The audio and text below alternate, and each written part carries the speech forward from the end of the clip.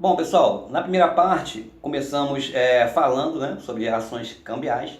Então estamos na segunda parte agora, falando na ação monitória, né? Eu terminei a primeira parte do nosso estudo falando sobre a ação monitória e dizendo o seguinte, que a ação monitória poderá ser utilizada quando se tem como objeto valor em dinheiro. Segundo, coisa fungível, ou seja, substituível, ou determinado bem móvel. Isso está lá no artigo 1102 do nosso Código de Processo Civil, beleza? E o legitimado ativo é o credor, né? E o passivo, né, é o devedor da obrigação de pagar o título, que está inadimplente, né? Por esse motivo do nosso estudo, ações cambiais, né, quando há uma inadimplência, um não pagamento do título. Bom, a petição inicial tem que atender os requisitos, né, previstos no artigo 282 do CPC, tá? Juntamente com prova escrita do crédito, que a gente chama de prova pré-estabelecida. Pode ser aqui, ó, por exemplo, a nossa nota promissória, ou então nossa letra de câmbio, tá ok? Né? Ou cheque, enfim. Então, é importante que seja uma prova escrita do título, tá? Após o recebimento da petição inicial, o réu, né, que está inadimplente, né, que é o devedor, será citado para pagar a dívida e não para contestar. Importante pra caramba. Na questão vai vir, ele vai contestar. Não, cara. Negativo. Após o recebimento da inicial, o réu será citado para pagar a dívida e não para protestar, podendo ainda oferecer, no caso, o inadimplente, o réu, embargos de execução. Poderá, como sua defesa, né? Se nada fizer, ou seja, se não entrar com embargo a execução do título, ocorre a revelia e o título executivo será prontamente constituído, ok? Já que não teve embargo. Com a existência do título, o devedor será intimado a pagar a dívida ou oferecer bens à penhora em 15 dias, né? Seguindo o procedimento conforme a fase de cumprimento de sentença. Assim, a revelia, já que ele não opôs nenhum embargo, né, contra a ação do credor. Bom, assim a revelia transforma a ação monitória em título de execução judicial. Por quê? Por que é judicial? Porque passou pelo Poder Judiciário. O título em si, o título de crédito em si é um título extrajudicial, né? Como já foi falado em nossos encontros aí.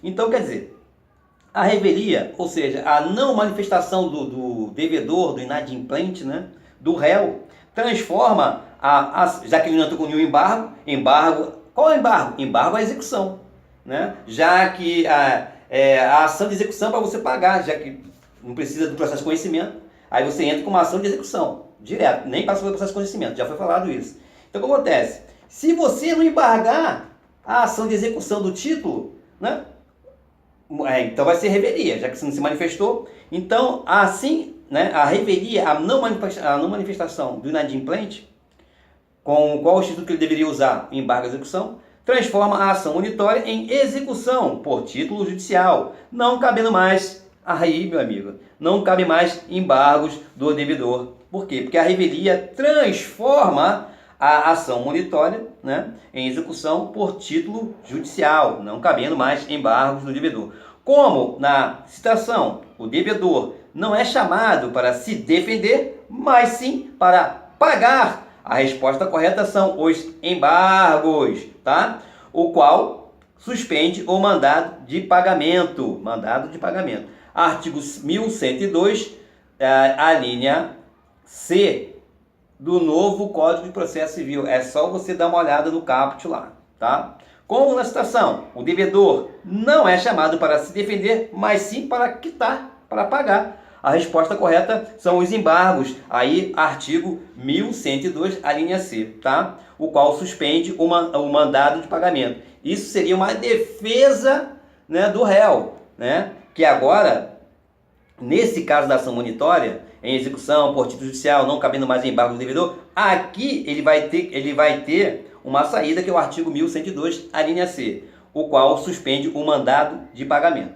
Caso os embargos sejam acolhidos pelo magistrado, opa, o devedor aqui entrou com embargo e se o magistrado acolheu, o mandado será revogado, o mandado de pagamento, né? O mandado de pagamento por réu inadimplente pagar o que ele está devendo, mas ele entrou aqui com um embargo, artigo 1102, a linha C, desse caso da ação monitória.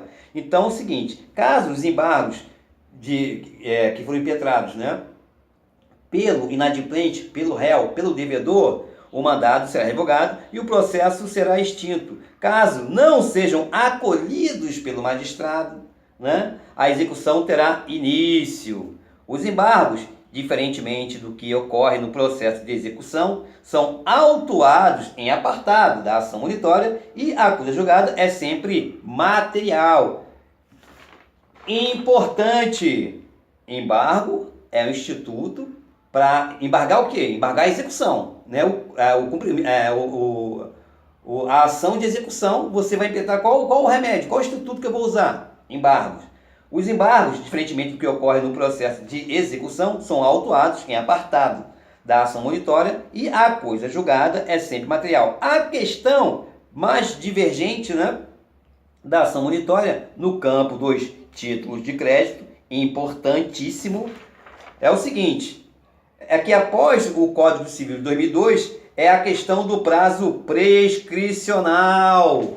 Atenção, importante pra caramba. O entendimento que vem prevalecendo é que se aplica o artigo 206, parágrafo 5º, inciso 1 do Código Civil nosso, 2002. Ao caso, ou seja, o prazo prescricional da ação monitória será de 5 anos e não de 2 anos, que é a grande confusão. É de 5 anos a contar do vencimento do título. Então, vamos reler aqui, ó. Importante pra caramba. IPC caveirinha. Já botei a minha caveirinha aqui. Já cruzei os dois ossos aqui. Tá aqui, ó. O entendimento que vem prevalecendo. Ou seja, o entendimento majoritário, uniforme, é o seguinte. É que se aplica o artigo 206, parágrafo 5º, inciso 1 do Código Civil ao caso. Ou seja, o prazo prescricional da ação monitória seria de 5 anos a contar do vencimento do título, que está lá escrito no título lá. A contar do vencimento do título. Está aqui, ó. Vencimento do título. Tá aqui, ó. Dia 2 de fevereiro, tal, de 2000. Está aqui. Então, mais uma vez, o prazo prescricional da ação monitória seria de 5 anos a contar do vencimento do título. Importante pra caramba. Bom, vou ler aqui o que o STJ tem entendido. Bom, de tão corrente que é esse entendimento, o STJ agora, no ano de 2014, aprovou 2 súmulas a tratar do prazo da ação monitória, súmula 503 e súmula 504. Vou ler agora. Súmula do STJ. Súmula 503. Em verbes.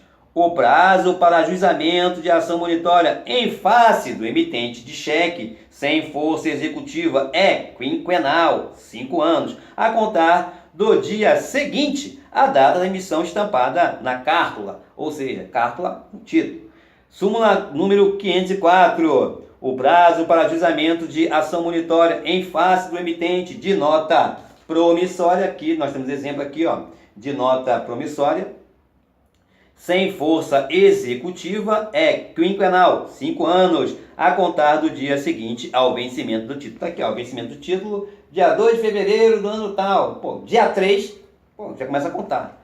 Ok? Então ficamos por aqui. Falamos sobre ações cambiais, né? Da ação de execução do título extrajudicial. Todo título de crédito é um título extrajudicial. Não precisa do processo de conhecimento. Falamos dos requisitos. Falamos dos prazos, falamos também da ação de anulação da cambial, falamos da ação contra o locupletamento, que é o enriquecimento ilícito, né? Um enriquecimento ou enriquecimento sem causa legal, né? Falamos da ação monitória, que é muito importante, tá?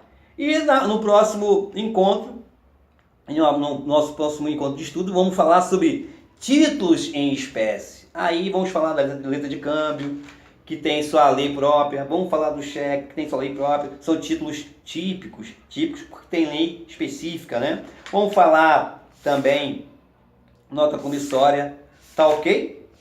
Beleza? Cédula de crédito, vamos falar de cada um deles, tá ok? Um abraço, até breve.